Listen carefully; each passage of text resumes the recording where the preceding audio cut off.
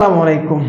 King একটাই, রাজা একটাই। ওয়ার্ল্ড ক্রিকেটে রাজা কিন্তু একটাই। আপনি মানেন, হেটার হন, বা আপনি হেট করেন, মানে পিছনে কথা বলেন, ধাক্কা দেন, গালি দেন, বকা দেন, যেটাই দেন না কেন, আপনি জোর করে টেস্ট থেকে আপনি গাম্ভীর জোর করে টেস্ট থেকে তাকে বের করে দিলেন, তাতে কোনো সমস্যা নাই। ব্যাক টু ব্যাক দুইটা 100, দ্য কিং অফ নাম অফ বিরাট কোহলি। বিরাট কোহলি ভুলবে না, বিরাট কোহলিরা ফুরায় না, বিরাট কোহলিরা কখনো আপনি ফুরাবে না। এত কিছু এই কোহলির 83টা ম্যাচ ছিল, একটানা 83 ম্যাচ ছিল, যেটা খুবই আশ্চর্যজনক। ইন্টারন্যাশনাল ক্রিকেটে 83 ম্যাচ, যেখানে সেঞ্চুরি বিহীন ছিল তিনি। অথচ কামব্যাক করার পরে কালকে একটা সেঞ্চুরি, সরি আগের দিন একটা সেঞ্চুরি, আবার আজকে একটা সেঞ্চুরি। কিংরা, রাজারা এভাবে কামব্যাক করে। ভারতের স্কোয়াড আপনি যদি দেখেন, আজকে পাহাড় সমান কিন্তু টার্গেট দিয়েছে সাউথ আফ্রিকা।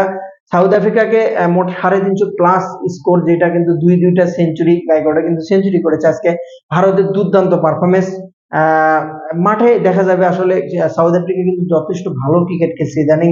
সেদিন 8 রানে 2টা উইকেট পড়ে যাওয়ার পরে কিন্তু ইন্ডিয়াকে ধরেই নিয়েছিল, প্রায় কাছাকাছি গেছিল। সো আসলে জিতা হারাটা কিছু বলা যাচ্ছে না, তবে তারা ব্যাট করলে তারাও হয়তো আগায় যেতে পারে। তবে বিরাট কোহলিকে নিয়ে যারা সমালোচনা করেছিল, যারা গৌতম গম্ভীর স্টাইল, যারা আগারকার যে আছে, তারা যে কিভাবে সমালোচনা করছে, তাদের মুখে মনে হয় মাটি চাপা দিয়েছে, একদম পুরো মাটি চাপা দিয়েছে। কিং কোহলি এত সুন্দর পারফরমেন্স করেছে, মানে বলার অপেক্ষা রাখে না। দুইটা সেঞ্চুরি, মানে 84 নাম্বার সেঞ্চুরি, ওয়ানডেতে 53। আপনি এটা কিন্তু চারটিখানি কথা মনে করেন না। টেস্টে যদি অবসর না নিত কোহলি, হয়তো বা সচিন টেন্ডুলকারকে ধরে নিত, আর মাত্র অল্প কয়েকটা সেঞ্চুরি লাগতো, তাহলে কিন্তু 100 সেঞ্চুরি ব্যালেন্স হয়ে যেত।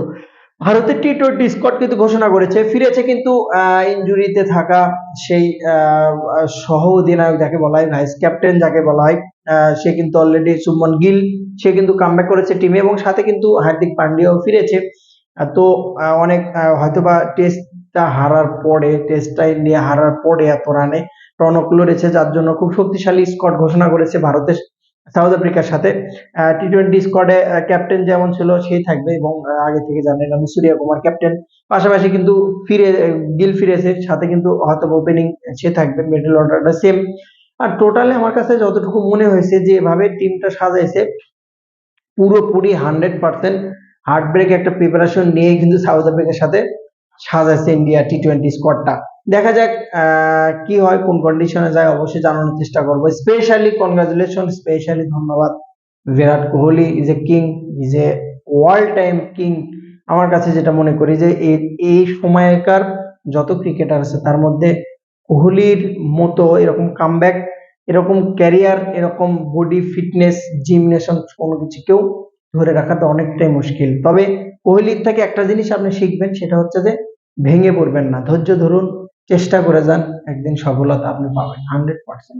এই যে প্রুভ অন প্রমাণ সমান সমান বিরাট কোহলি। ভালো থাকুন।